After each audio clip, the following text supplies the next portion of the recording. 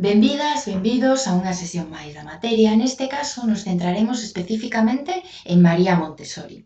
Na sesión anterior, vos preguntaba se na orla da Escola Nova vos chamaba a atención algo. Unha das cousas as que os pode chamar a atención é que había solamente unha muller. Neste caso, era María Montessori, que é a autora na que nos centraremos nesta sesión. Esta educadora, esta filósofa da educación, é moi coñecida, non tanto por a súa, en menor medida, por a súa pedagogía, que tamén, porque vemos como no caso do noso país e tamén en todo o mundo, existen multiplicidade de centros baseados nesta filosofía, pero tamén hai un movimento paralelo á pedagogía Montessori que populariza a esta autora para vendernos produtos, verdade? Neste sentido, vos quería plantexar un pequeno xogo, podedes dar o pause para facelo, para indagar nestas ideas previas, non? Que temos en relación a Montessori. Por lo tanto, pensai o que sabedes sobre Montessori, anotádeo nun post-it, nun papeliño, e na última parte da sesión, cando eu finalice ou cando decidades volverse a dar o play á grabación, reflexionai e pensai sobre se o que sabíades sobre Montessori ten algo que ver co que verdadeiramente é a filosofía educativa de Montessori. Ben, ao largo da sesión veremos algunhas das frases, non? Que están plasmadas nos seus libros ou que se popularizaron en relación a súa filosofía educativa. Nesta, que sería do adulto se un neno e unha nena lle axudara a levantarse? Ben, unha das cuestións que é máis visible na filosofía de Montessori é esta necesidade de independencia do neno e da nena, da necesidade que os nenos e nenas teñen de ser independientes tamén en relación aos seus propios aprendizaxes. Cando falamos da concepción da infancia para María Montessori, debemos ter sempre en perspectiva que ela consideraba a nenos e a nenas como un milagro, como a necesidade ou a oportunidade para cambiar o mundo. Eles e elas, ca súa interacción con diferentes materiais, obxetos, construirían os seus propios aprendizaxes coa axuda, coa orientación, máis ben, da docente, non? Vamos a facer unha breve contextualización biográfica da autora para despois reflexionar ou abordar especificamente a súa conceptualización da pedagogía. María Montessori naceu en Italia, por lo tanto, esta metodoloxía de ensino comezou en Italia. Como digo, non é só un método, senón é unha filosofía completa, non? Que empezou a construírse grazas á interacción de María Montessori cos nenos e coas nenas que se atopaban en risco social. Ela baseábase nun gran respeto cara aos nenos e cara ás nenas. Ela creía que na infancia temos unha impresionante capacidade para aprender. Por lo tanto, consideraba, como dicía, aos nenos e as nenas a esperanza para a humanidade. Por lo tanto, decía que había que otorgarlles todas as oportunidades e todos os medios para que puideran aprender e construir eses aprendizaxes. Ela non era unha pedagoga de formación en primeiro termo, estudou medicina, pese as restriccións ou as imperacións, a impronta, non, ou a presión social que existía naquel momento, no momento histórico no que viviu María Montessori, porque as mulleres non se dedicaran a este tipo de estudos, non? Pois ela estudou medicina e empezou a traballar a súa traxectoria en diferentes hospitais, tratando a nenos e a nenas. Neste transcurso, non, de formación de María Montessori, ela se fixo voluntaria nunha clínica psiquiátrica coa que foi en donde se atopou con nenos e nenas con dificultades, os chamados nenos e nenas idiotas, non? Que eran colocados en espazos pues, que hoxe poderíamos dicir que eran manicomios, porque non funcionaban, non aprendían nas escolas tradicionais, non sabían como xestionarse nas súas propias familias.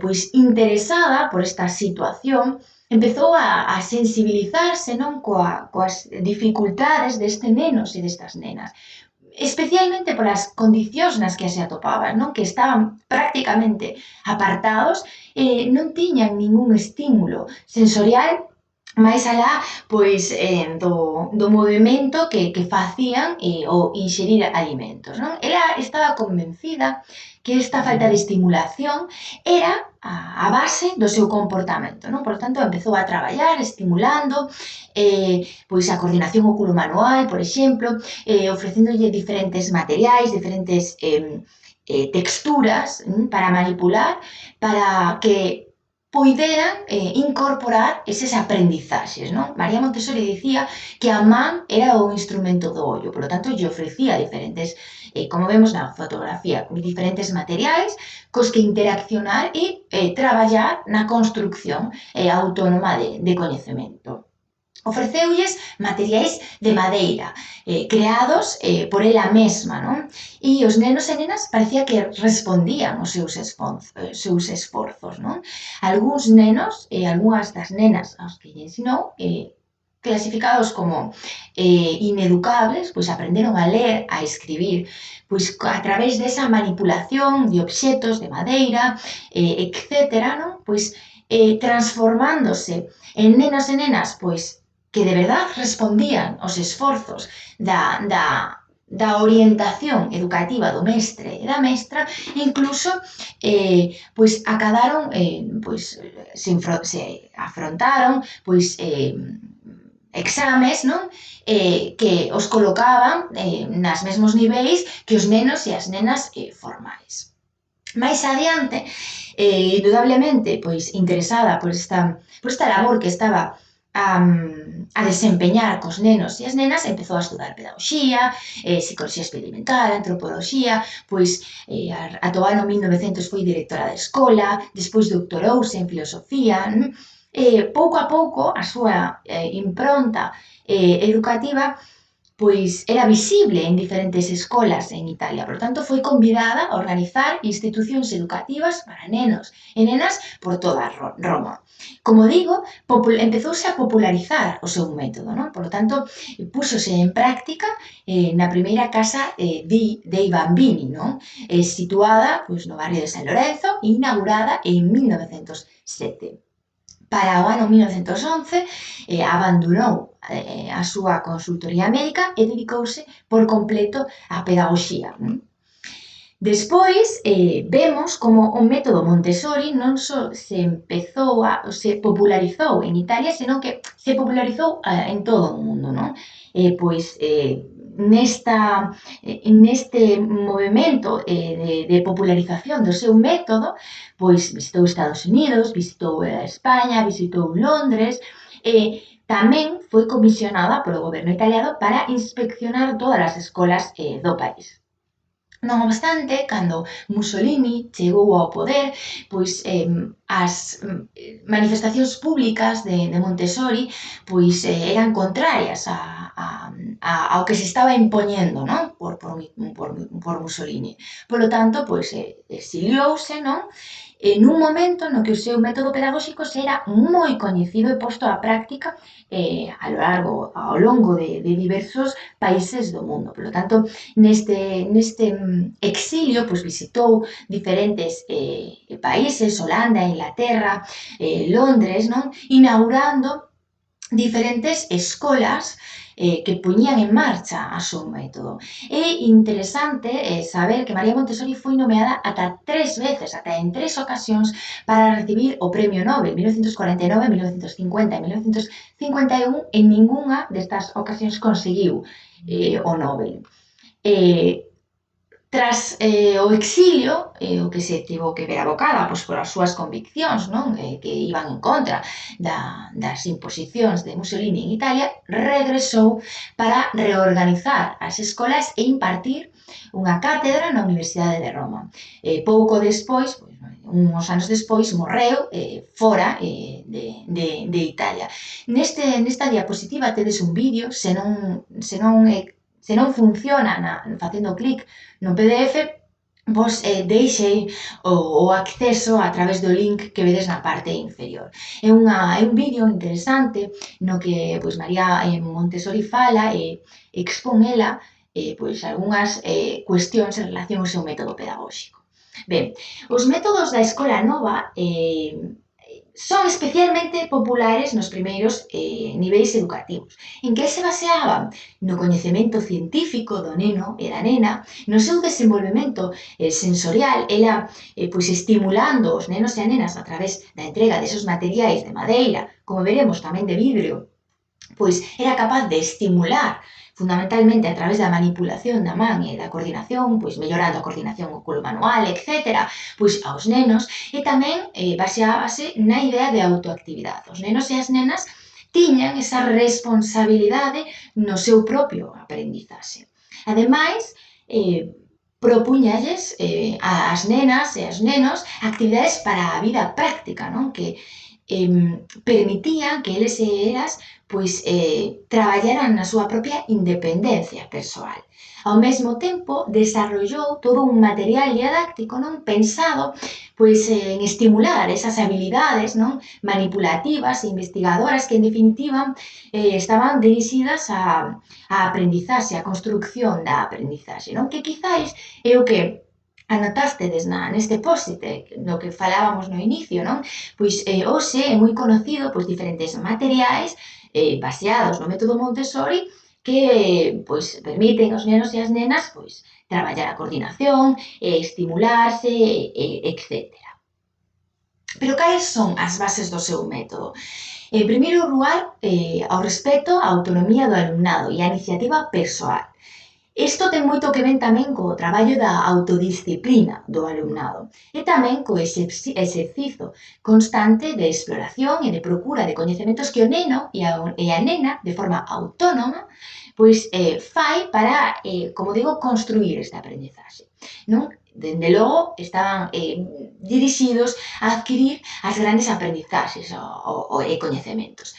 Pero o neno e a nena hai que transmitirlle, dicía, o sentimento de ser capaz de actuar sen depender constantemente das persoas adultas. Isto quere dicir que as mestras deben funcionar como meros orientadores no proceso de aprendizaxe, non? Os nenos e as nenas deben ser capaces de construir por eles e por elas mesmos con esa orientación as súas aprendizaxes.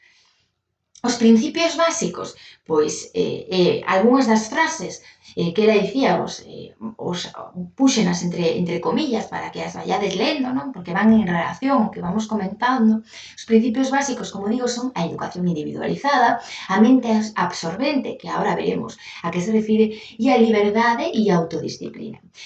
A educación individualizada, ben, se temos en conta que cada neno e cada nena ten unha capacidade cognitiva diferente, uns intereses diferentes e unha forma de traballar de aprender, debemos ser capaces de respetar esta capacidade cognitiva diferente e, polo tanto, darlle a oportunidade de desenvolverse cada neno e cada nena a un propio ritmo, non?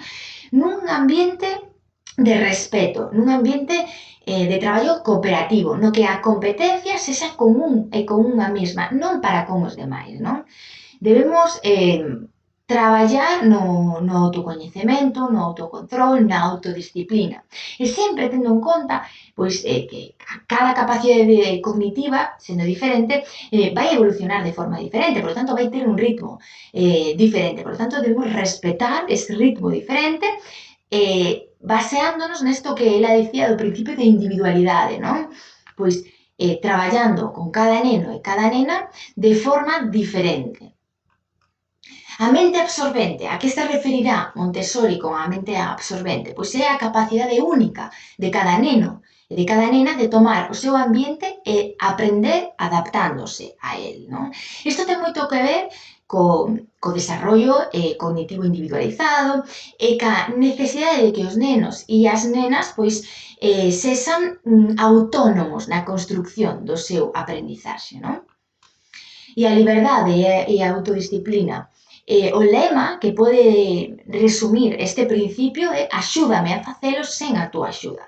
Isto ten moito que ver con isto que dicíamos da orientación no aprendizaxe. Como?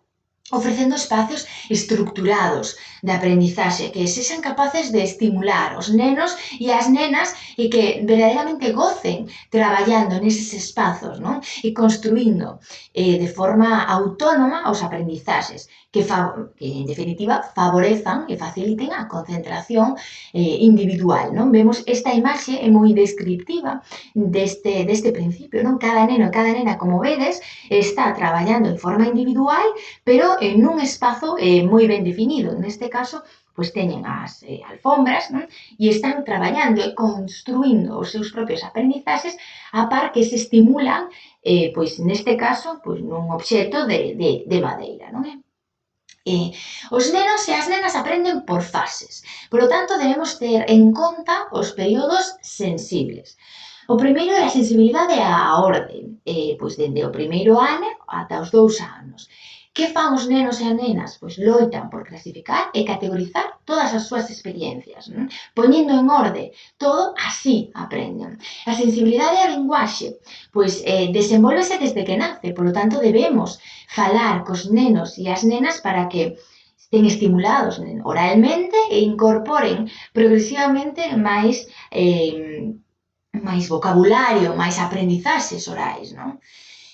Sensibilidade a camiñar. Isto, para que o entendades ou para explicarme, hai unha gran diferenza entre pasear con un neno e levar a un neno para pasear. Isto é o que basicamente quería transmitir María Montessori con respecto á sensibilidade a camiñar. Hai moita diferencia entre axudar, non?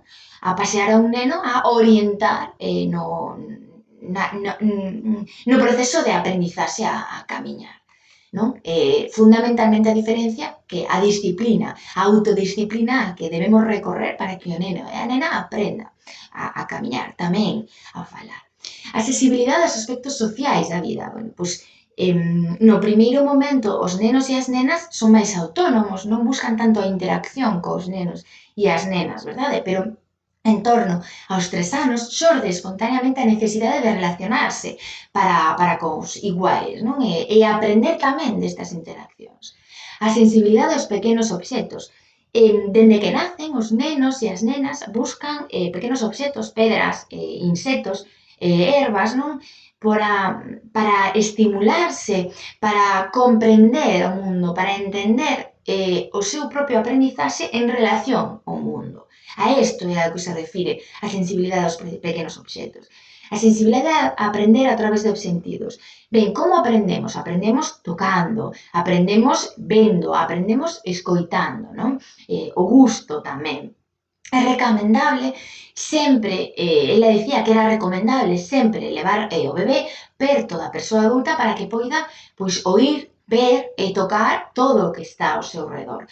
Non illando en espazos aislados fora de obxetos que non poida tocar, senón proporcionándolle de forma segura acceso a eses obxetos para que poida estimularse a través dos sentidos.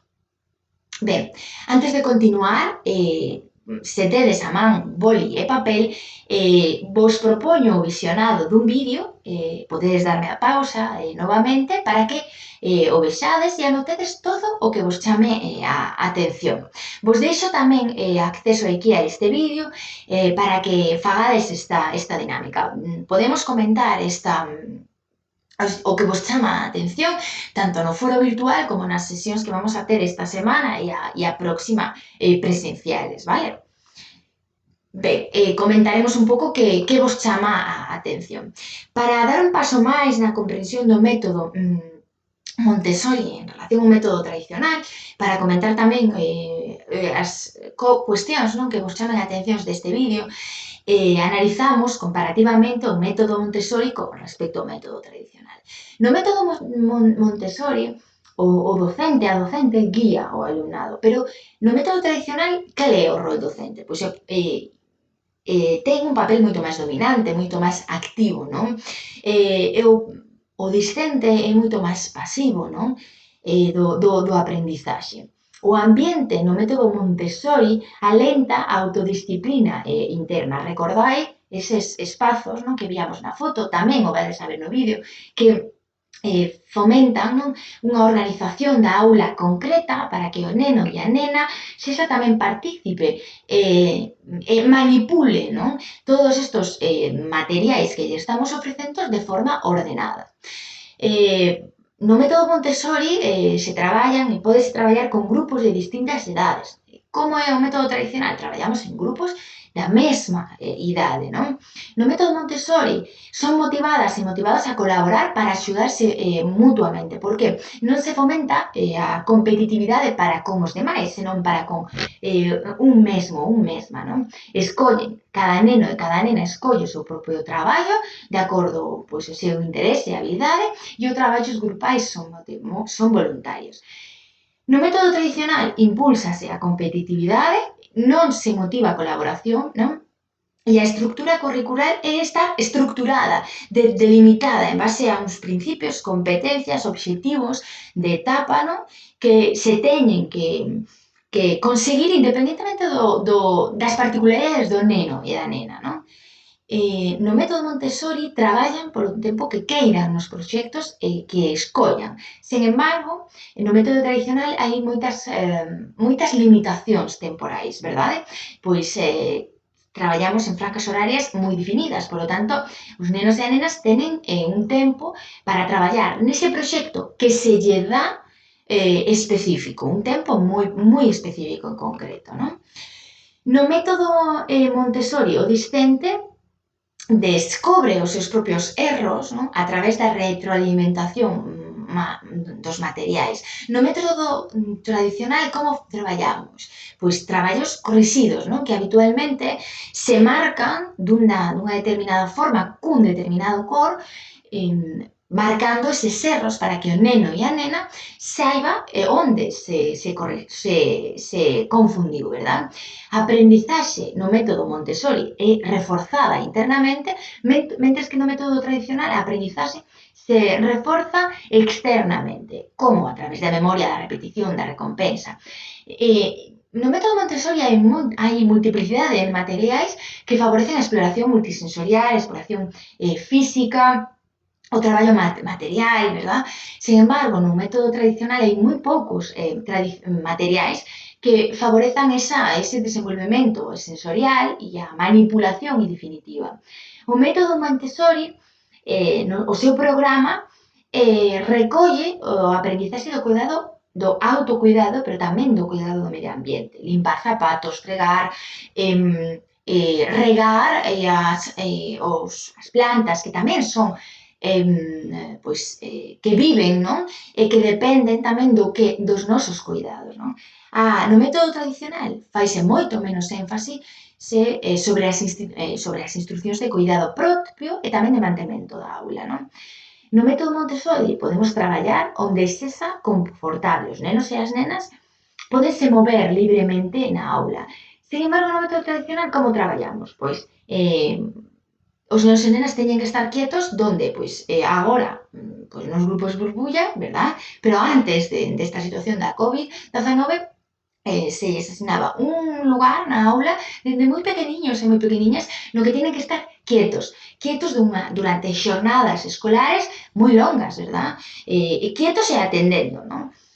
O método Montessori dalle tamén importancia ao traballo cos proxenitores, non? De forma que os implica no traballo para que aprendan e teñan en conta cuáles son os principios da filosofía Montessori e participen activamente tamén da aula. Os proxenitores no método tradicional, non obstante, participan moito menos, teñen menos contacto, non? No proceso de aprendizaxe dos nenos e das nenas. Cuáles son as etapas de desenvolvemento que ten en conta María Montessori? A primeira etapa, dende o nacemento ata os 6 anos. Ela di que é o período máis importante, non? Aprendo de 0 a 3 anos, a mente absorbente aprende por impresións, que absorbe por libre estimulación ou por libre por aprender tocando libremente sen ser consciente de que está aprendendo. Despois de 3 a 6 anos desenvolve a mente consciente, non? Que aínda segue absorbendo información da contorna, agora desenvolve unha memoria a súa vontade, non? E adquire tamén a linguaxe dunha forma moi rápida, non? A segunda etapa, dos 6 aos 12 anos, é o que Montessori denominou como o período de adquisición da cultura, non? E na terceira etapa, dos 12 aos 18 anos, pois é unha etapa do período onde se adquire máis a independencia, non? Cría que durante este tempo teñen lugar tantos cambios, especialmente na etapa adolescente, que necesitan os nenos e as nenas, os adolescentes e as adolescentes necesitan tanto cuidado e tanta atención como os nenos e as nenas, por exemplo, de 6 anos. Ben, estamos a falar en todo momento pois de a liberdade para achegarse aos aprendizaxes, para elixir na aula pois os diferentes recursos non educativos cos que pode interaccionar o neno e a nena e así aprender, pero isto nunha aula tradicional é complexo, verdade? A aula Montessori tamén é particular. Como vedes nestas imaxes, pois hai que están adaptadas, non, aos nenos e ás nenas. Por lo tanto, os mobles, os recursos, as estanterías, non, teñen unha determinada forma e estructura, sempre están á altura e ao acceso para dos nenos e das nenas aínda tamén dos máis pequenos, é dicir, que un neno e a nena poida coller, non, os materiais cos que quere interaccionar, os espazos pois son diseñados, non, para favorecer ese intercambio ou esa liberdade, non? Pois ventás ata o piso, estantes á altura conveniente de cada neno e cada nena, ferramentas en miniatura, os sanitarios pequenos. Desta forma, os nenos e nenas poden tocar e poden chegar a todos os materiais didácticos, en definitiva, a aprender por elas mesmos, non? Vamos a ver algunha cousa máis. Como se dispoñen as aulas? Isto é moi interesante. As aulas dispóñense de esquerda a dereita, porque se aprendemos a forma natural de aprendizaxe da escritura de esquerda a dereita, pois tamén as aulas deben estar organizadas, a vida debe estar organizada neste sentido. Ademais da madeira, que está moi presente nos materiais Montessori, cos que as nenas e as nenos poden interaccionar, o cristal é un material tamén empregado, non? Nesta filosofía. Seguro que pensades, cristal, nenos e nenas, que perigo, non? Bueno, pois era algo que María Montessori destacaba positivamente, destacando a fragilidade deste material, pois dáballe ou traballaba cos nenos e as nenas a necesidade de que foran coidadosos no seu uso, non? E colocaba tamén plantas, flores, para que as nenas e as nenos puderan interaccionar con eles, non? E foran conscientes de que esa planta, esa flor, pois dependían deles en elas mesmos, non? E que tamén como seres vivos necesitaban o seu cuidado, non? A aula Montessori estaba tamén organizaba tamén os colores, non? Para que o neno e a nena pudera interaccionar cos diferentes colores, de forma organizada sempre. Nun dos libros dicía, en el aula los materiales se disponen ordenados al alcance de niños y niñas, evitando así la confusión, facilitando la concentración, el interés y creando el sentido del orden en el niño, ¿no? Esta oración e todo a súa filosofía tamén en relación á aula Montessori, pois ten moito que ver coa autodisciplina e o orde, non, que se lle imprimaba aos nenos e as nenas.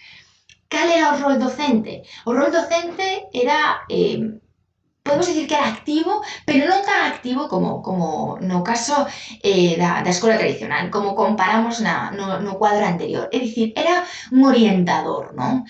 Debe transmitir un forte desexo de aprender con respeto, utilizando as palabras precisas, a entonación correcta, e sen utilizar palabras innecesarias. Vemos aquí que a docente está sentada no chao e está falando no mesmo plano visual que os nenos e as nenas. Isto é importante tamén para chegar aos nenos e as nenas.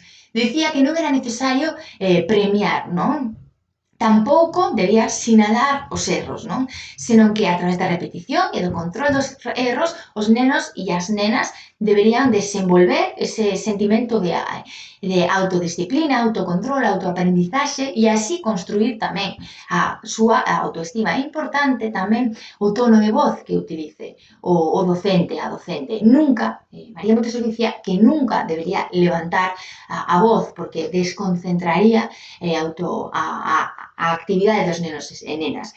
Na definición do rol docente vemos o gran respeto que o María Montessori e que debía primar na filosofía Montessori nas escolas polos nenos e as nenas, non? Un respeto tamén a súa aprendizaxe, pero tamén a construcción deles e delas como seres sociais, non? Sen impoñer pola forza, pois as aprendizaxes, non? Gritando ou impoñendo, non? Esa aprendizaxe. Ela falaba dos 3 niveis de aprendizaxe. Para ver un exemplo. Primeiro, este é o cor azul, despois o deixaba. Dame a cor azul. Despois, na segunda fase, recoñecer, dicía, dame a coña azul. Dame a cor azul. E despois, na terceira frase, pois debía pronunciar a palabra cal é a cor azul. É dicir, en lugar de empezar traballando, por exemplo, en relación á aprendizaxe das cores, cal era a cor azul, senón ensinarlle cal era, despois, que recoñeza entre a amalgama de cores cal é e despois darlle esta cor ao docente, non? Que facemos se non comprende? Pois paramos a actividade e volvemos a traballar con esta actividade noutro momento. Para resumir, xa a filosofía Montessori, o cerebro do neno e da nena desenvolvense seguindo unhas pautas que se manifestan en impulsos cada os estímulos do medio. Por lo tanto, debemos traballar no medio para que o neno e a nena sexan capaces de organizar os aprendizaxes e aprendan tamén tocando os diferentes materiais ao seu alcance. Os impulsos cara aos estímulos concéntranse fundamentalmente en períodos de especial sensibilidade e de receptividade aos estímulos. De igual maneira que un bebé non vai estar, un bebé aos 6 meses non vai estar igual de pois cercano a aprendizaxe de determinados conceptos, pero sí vai estar cercano a tocar e a experimentar todos os obxectos pequenos que están ao seu alcance. Por lo tanto, debemos coñecer esos períodos de especial sensibilidade para ir traballando e proporcionándolle eses materiais aos nenos e as nenas para que así construyan esas aprendizaxes. O neno e a nena, no seu desenvolvemento psíquico, pasa por unha etapa inconsciente, non? Pero esta etapa non é pouco importante, senón que é fundamental, non? Por exemplo, adquire o idioma, non? O neno e a nena nesta etapa aprenden absorbendo especificamente os estímulos do medio, mimetizándose co medio ambiente no que vive. Por eso é importante que lle proporcionaremos moitos estímulos, non? Para que teña moitos estímulos cos que interaccionar e, en definitiva, aprender. Nos períodos sensitivos, o neno e a nena absorbe eses estímulos nos que atopa os estímulos adecuados no momento preciso, tendo en conta os seus períodos sensibles en función da etapa de desenvolvemento cognitivo na que se atope. O neno e a nena, para o seu desenvolvemento psíquico ou aprendizaxe segundo os seus impulsos, necesitan realizar unha actividade libre e espontánea. Seguro que vos acordades desto cando pensedes nunha aula Montessori, en como debe ser unha aula Montessori. A actividade ten que interiorizarse mediante a manipulación do material, porque a man é a que desenvolve os aprendizaxes. Non? En calqueira actividade de aprendizaxe, a estimulación do cerebro é tanto maior cuantos máis sentidos se apliquen na súa realización. Polo tanto, eses nenos e nenas que estaban totalmente deprivados, cos que empezou a traballar María Montessori, claro, como iban a aprender, verdade? Non tiñan materiais os que tocar, non tiñan materiais os que ver, e dende logo non estaban estimulados tampouco oralmente nin auditivamente. Por tanto, cuantos máis sentidos estén implicados, máis aprendizaxes terán. O criterio para saber se unha actividade se interioriza ou é autoconstructiva ven determinado pola atención sostida do neno e a nena nesa actividade e pola espontánea repetición da mesma, non? Debemos ter en conta tamén que os nenos e as nenas vanse movendo pola aula polo que queren, cos materiais cos que queren interaccionar, non? Por tanto, aí vamos a observar tamén como están construindo os seus aprendizaxes. Mediante as actividades interiorizadas ou autoconstruídas, os nenos e as nenas desenvolven características propias da súa natureza, non? Van normalizándose paulatinamente, van construindo os aprendizaxes paulatinamente. Isto é importante tamén. A persoa adulta, ao xulgar as accións e as conductas do neno e a nena, faino dende a súa propia visión autocentrista, non? Pero debe ter en conta que non podemos verter sobre eles estes xuizos, estas ideas preconcebidas, non? Debemos traballar con eles e con elas dándolle pois eses materiais cos que poden interaccionar libremente. Ata aquí a sesión centrada especificamente na filosofía María Montessori. Gustaríame moitísimo que compartades con nós, pois no foro da materia ou ben nas sesións presenciais, todas aquelas inquedanzas que vos provoque a filosofía Montessori e tamén esas preguntas que hemos comentado ao longo desta sesión. Na próxima sesión comentaremos ou especificamente iniciaremos as ideas socialistas en educación e a reforma democrática de educación. Por tanto, ata aquí a sesión teórica de hoxe. Quedo ao vosso dispor para calquera dúbida ou cuestión que estimedes oportuna. Un saúdo.